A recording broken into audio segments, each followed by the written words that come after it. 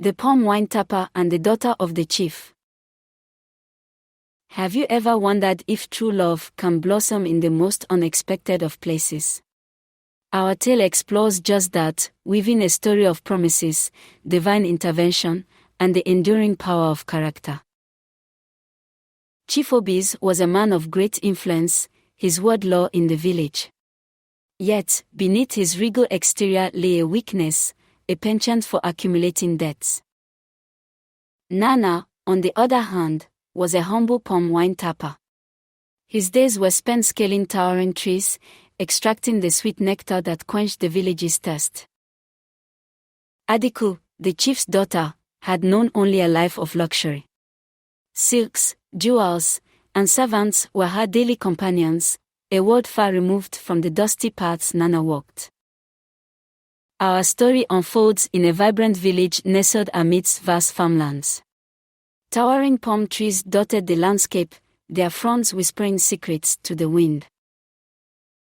The time for the annual harvest festival was fast approaching. Chief Obi's envisioned a celebration grander than any before, a spectacle that would solidify his legacy. But a shadow loomed over his ambition. His coffers were empty. Previous extravagances had left him deeply in debt, making it impossible to secure the resources he needed. He knew that the festival would be incomplete without the finest palm wine. And everyone knew that Nana's brew was the best in the land, unmatched in its sweetness and potency. Desperate, Chief Obi sought out Nana, hoping to secure his precious wine. He knew he had little to offer in return, given his precarious financial situation. Chief Obi's, with a flourish of his hand, promised Nana great rewards for his wine. He spoke of riches, land, and a place of honor in his court. Then, in a moment of desperation, he made a vow that would change everything. If he failed to repay his debt, his daughter, Adiku, would marry Nana. Nana hesitated, knowing the chief's reputation for broken promises. He was a simple man, content with his life, and wary of entanglement with the powerful chief. Yet, seeing the genuine desperation in the chief's eyes, Nana agreed. He worked tirelessly, tapping the palm trees day and night, providing the wine for the grand festival. The festival was a resounding success. Guests marveled at the vibrant displays, the rhythmic music, and, above all, the exquisite taste of Nana's palm wine. Chief Obi's basked in the glory, accepting praise and accolades. But as the celebrations faded, so did his memory of the promise he had made to Nana. Nana, a patient man, waited for the chief to honor his word. He knew that such a grand festival must have brought in considerable wealth. Weeks turned into months, and still, no payment came.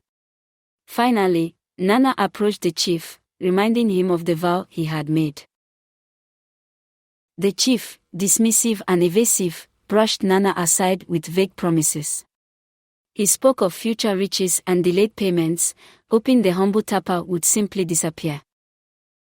But the gods had heard Chief Obi's oath, and they did not take broken promises lightly. The spirits of the land were angered by his deceit. An elder, revered for his wisdom and connection to the spirit world, delivered a stern message. The gods demanded that the chief honor his vow. The message was clear: the debt must be paid in full, or Adiku must marry Nana. The village held its breath, awaiting the chief's decision. The consequences of breaking a sacred oath were severe, not just for the chief, but for the entire village. The gods' wrath could bring famine, disease, and misfortune. Adiku was horrified at the prospect of marrying a commoner. The idea of living her life of luxury for a simple palm wine tapper was unbearable. Her world was one of fine fabrics, delicious meals, and effortless comfort. The thought of living in a small hut, walking under the scorching sun, filled her with dread. She pleaded with her father, begging him to find another solution. Surely, there was another way to appease the gods, another way to avoid this unthinkable fate. But the elders stood firm, their faces etched with disapproval. The chief's word was law, and a vow made to the gods could not be broken, regardless of the consequences. With a heavy heart, Adiku was sent to live with Nana. She arrived at his small hut, her eyes wide with disbelief at the stark contrast to her former home. The hut was simple, made of mud and thatch, with only the bare necessities. The lack of servants, the absence of luxury, was a constant reminder of her lost life. Resentment simmered within her, directed towards Nana. She blamed him for her downfall, for the loss of her privileged existence. Yet, Nana treated her with kindness and respect.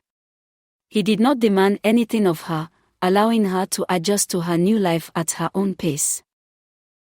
Nana possessed a wisdom that transcended his humble beginnings. He understood the rhythms of nature, the needs of the village, and the importance of honesty. His strength was not in wealth or power, but in his integrity and his unwavering commitment to hard work. He earned his respect through honest labor and genuine kindness. The men in the chief's court relied on their status and riches to command respect. Nana, however, earned it through his actions, his words, and his unwavering character. The village admired Nana for his gentle nature and his willingness to help others. He was a pillar of the community, a man of quiet strength and unwavering compassion. Slowly, Adiku began to see beyond Nana's humble exterior. She noticed his gentle smile, his calloused hands, and the genuine kindness in his eyes. One day, Nana fell ill, struck by a fever that left him weak and delirious. Adiku, forgetting her resentment, nursed him back to health, tending to his needs day and night. As she cared for him, she realized that her feelings towards Nana were changing.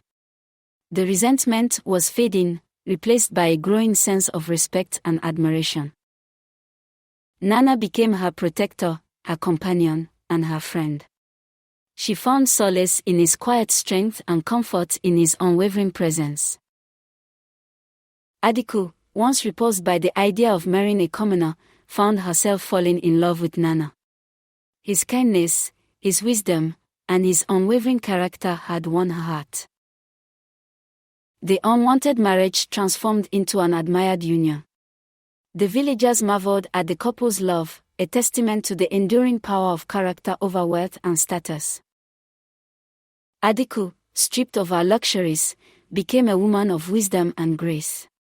She learned the value of hard work, the importance of community, and the true meaning of happiness. Chief Obis, witnessing the transformation in his daughter, recognized the wisdom of the god's decision. He realized that true wealth lay not in riches, but in character and love. Wealth and status are fleeting, like the morning mist that disappears with the rising sun. But character endures, a beacon that guides us through the darkest of times. The story of Adiku and Nana reminds us of the importance of honoring our promises. A broken vow can have far-reaching consequences, affecting not only ourselves but also those around us. Chief Obi's broken oath brought hardship and uncertainty to his village. It serves as a cautionary tale, reminding us to be mindful of our words and the commitments we make. The village learned a valuable lesson, that true worth lies not in material possessions, but in the qualities of our hearts. Kindness, honesty, and integrity are the true measures of a person's value. Now that you've heard this tale of transformation and love, what will you do? Will you strive to be a person of your word? Will you look beyond the surface and value character above all else? Share this story with your friends and family, and let's spread the message of integrity and love far and wide. Subscribe to our channel for more captivating folklore and moral tales that will inspire and uplift your spirit.